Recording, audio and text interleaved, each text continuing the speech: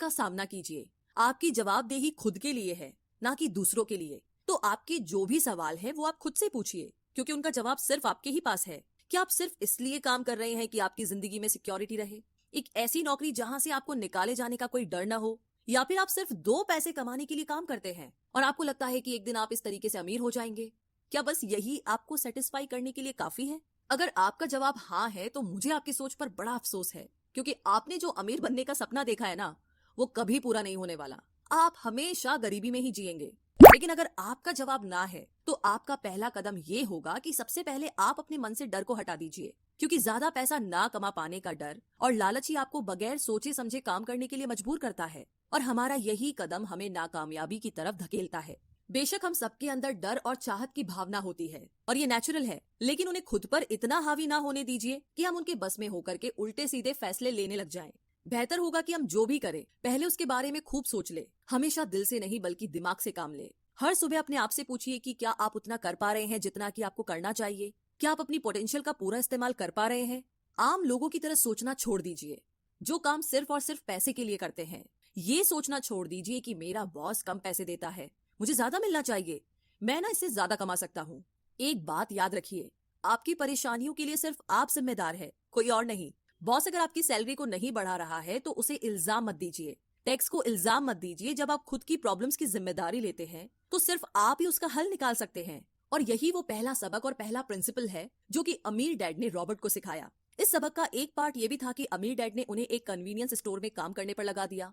उन्हें इस काम के कोई पैसे नहीं मिले, वो बस काम करते रहे, और इसका फायदा ये हुआ कि वो अपने दिल से काम में लगे रहे और इस दौरान कई नए आइडियाज उनके दिमाग में आते रहे। पैसे को अपने पीछे कैसे भगाया जाए, इस बारे में उन्हें कई विचार मिले। उन्होंने देखा कि उस स्टोर की क्लर्क कॉमिक्स बुक के फ्रंट पेज को 2 हिस्सों में फाड़ देती थी, आधा हिस्सा वो रख लेती और आधा हिस्सा फेंक देती थी। तो देर शाम स्टोर में एक डिस्ट्रीब्यूटर आया करता था, वो कॉमिक्स बुक के ऊपरी आधे हिस्से को क्रेडिट के लिए लेता और बदले में नई कॉमिक्स बुक्स दे जाया करता। तो एक दिन उन्होंने उस डिस्ट्रीब्यूटर से पूछा कि क्या वो पुरानी कॉमिक्स बुक्स ले सकते हैं। वो इस शर्त पर मान गया कि वो उन कॉमिक्स को बेचेंगे नहीं। ये उनके दिमाग में बिजनेस का एक नया आइडिया था। उन्होंने वो पुरानी कॉमिक्स बुक्स अपने दोस्तों और बाकी बच्चों को पढ़ने के लिए किराए पर देनी शुरू कर दी। बदले में वो हर किताब का 10 सेंट किराया वसूल करते थे। हर किताब सिर्फ 2 घंटे के हिसाब से पढ़ने के लिए दी जाती थी। तो असल मायनों में वो उन्हें बेच नहीं रहे थे।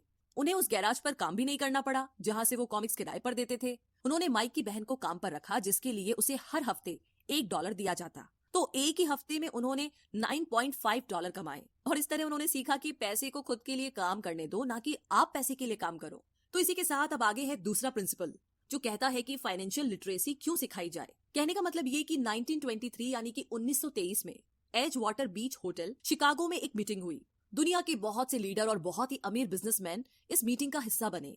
इनमें से थे एक बहुत ही बड़ी स्टील कंपनी के मालिक चार्ल्स शवाब और सैमुअल इंसुल, जो कि उस वक्त की लार्जेस्ट यूटिलिटी प्रेसिडेंट थे, और बाकी कई और भी बड़े बिजनेसमैन। तो इस मीटिंग के 25 साल बाद इनमें से कई लोग गरीबी से मरे, कुछ ने खुदकुशी कर ली और भी कईयों ने तो अपना दिमागी संतुलन तक खो दिया था। तो असल बात ये है कि लोग पैसे कमाने में इतने मशगूल हो जाते हैं कि वो ये खास बात सीखना भूल जाते हैं कि पैसे को रखा कैसा जाए। आप चाहे जितना मर्जी पैसा कमा ले, उसे बनाए रखना असली बात है। और अगर ये हुनर आपने सीख लिया तो आप किसी भी आड़े टेढ़े हालात, जो अक्सर कहा जाता है कि कोई इमरजेंसी आ गई या कोई अड़ी आ गई या कोई बुरा वक्त आ गया, तो आप उसका सामना आसानी से कर लेंगे। या हो सकता है कि अगर आप ठीक तरीके से प्लानिंग करें तो बुरा वक्त आए ही ना। वैसे लॉटरी में मिलियन जीतने वाले लोग कुछ सालों तक तो मजे से जीते हैं, मगर फिर वापस उसी पुराने हालात में पहुंच जाते हैं। तो अधिकतर लोगों के सवाल होते हैं कि अमीर कैसे बने या अमीर बनने के लिए क्या करें। इन सवालों के जवाब से अधिकतर लोगों को निराशा ही होती है, मगर इसका सही जवाब होगा कि पहले आप फाइनेंशियल लिटरेट बनना सीखें। देखिए, अगर आपको एम्पायर स्टेट बिल्डिंग खड़ी करनी है तो सबसे पहले आपको एक गहरा खड्डा खोदना पड़ेगा, फिर उसके लिए एक मजबूत नींव रखनी पड़ेगी। लेकिन अगर आपको एक छोटा सा घर बनाना हो तो एक 6 इंच कंक्रीट स्लैब डाल करके भी आपका काम चल जाएगा। मगर अफसोस तो इसी बात का है कि हम में से ज्यादातर लोग 6 इंची स्लैब पर एक एम्पायर स्टेट बिल्डिंग खड़ी करना चाहते हैं, और वो ऐसा करते भी है तो जाहिर सी बात है कि बिल्डिंग टूटेगी ही टूटेगी। गरीब डैड रॉबर्ट से बस यही चाहते थे कि वो खूब पढ़ाई करे, लेकिन अमीर डैड उसे फाइनेंशियली लिटरेट बनाना चाहते थे। ज्यादातर स्कूल सिस्टम बस घर बनाना सिखाते हैं, मजबूत फाउंडेशन नहीं। स्कूली शिक्षा और पढ़ाई की अपनी अहमियत है, मगर असल जिंदगी में यही सब कुछ नहीं है। और इसी के साथ आगे है तीसरा प्रिंसिपल, जो कि कहता है कि लायबिलिटीज और एसेट्स के बीच में फर्क समझे और